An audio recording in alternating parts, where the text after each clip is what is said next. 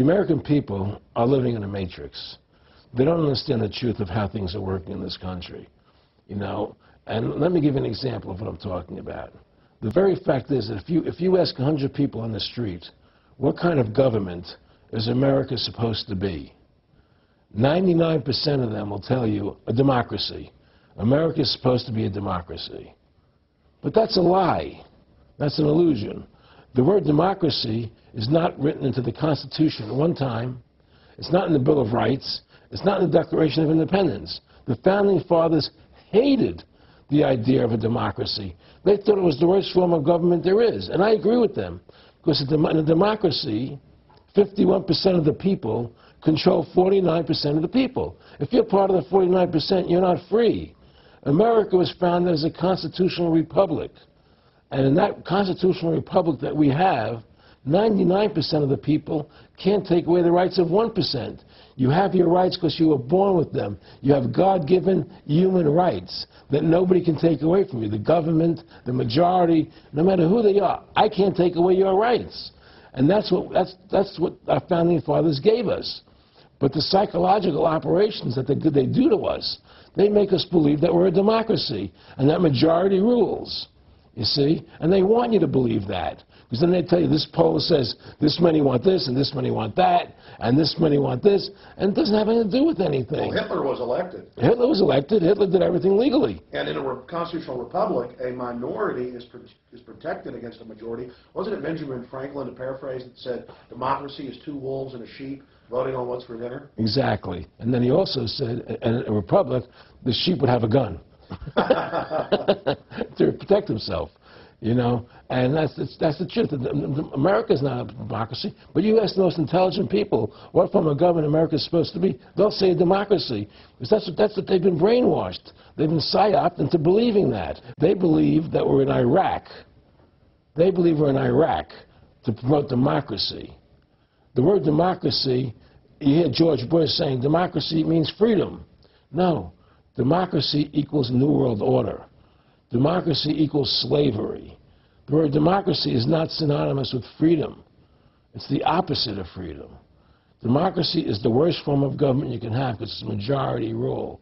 And the government can tell you exactly what they want to tell you to do because the majority wants it. I don't care what the majority wants. I live my life as I choose. And if I don't commit violence, theft, or fraud against another human being, I can live my life as I wish. That's my choice. And if I'm allowed to make mistakes, because when you make mistakes, you learn from them. You grow as a human being. We're put on this earth to become the best individuals we can be, to fulfill our God-given potential.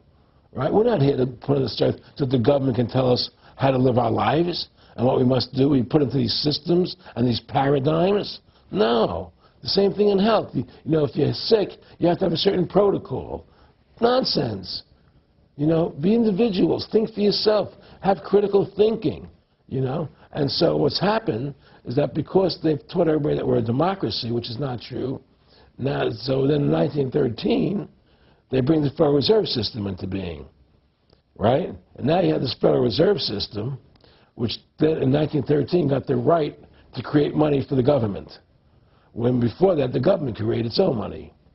Now the government, when it needed money, had to borrow it from this private bank called the Federal Reserve, which is a private bank owned by individuals, incorporated in Delaware. And so what happens is now the government borrows money from them to fund the government, and the government says, well, we have to pay these people interest. How are we going to pay them interest? Let's impose a tax on the labor of the American people, which never existed before, to pay the interest to the bankers. In fact, in 1980, Ronald Reagan said not one red cent of your income tax money goes to run the country. It all goes to the Federal Reserve.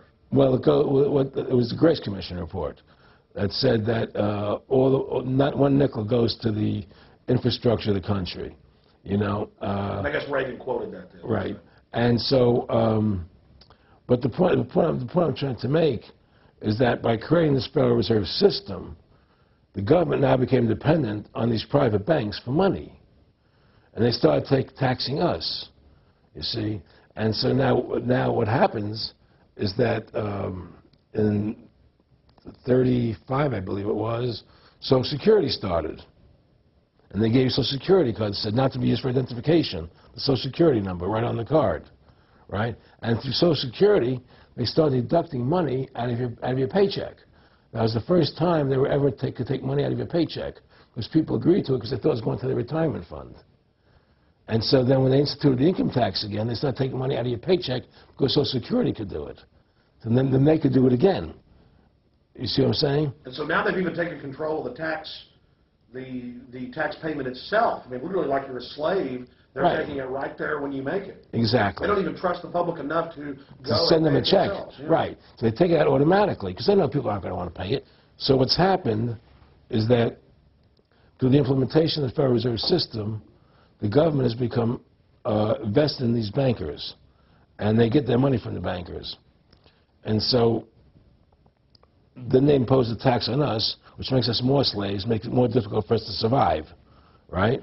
Giving them more profits. And now what's happened is that through the Federal Reserve System, the bankers have pretty much taken control of our government. It doesn't matter Republican and Democrat anymore, because they're both the same. Neither one of them are talking about shutting down the Federal Reserve System or stopping the payment of taxes, you know, or any of the big issues that face Americans, right? So